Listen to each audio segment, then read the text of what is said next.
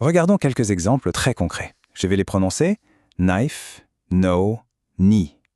Est-ce qu'on a entendu le son K? Non, absolument pas. Il est complètement muet.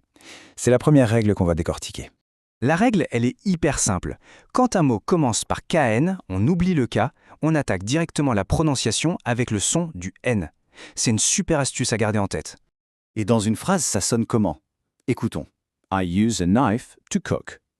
On entend très clairement knife, aucune trace du K. C'est exactement comme ça que ça sonne dans une conversation de tous les jours. On avance bien. Passons maintenant à notre deuxième indice pour résoudre ce mystère, le cas du B muet. C'est un autre schéma super courant et c'est très utile de le connaître. Voici 3 nouveaux exemples. Climb, comb et thumb. La lettre B est bien écrite à la fin de chaque mot, mais à l'oral, elle disparaît comme par magie. Écoutez bien à nouveau.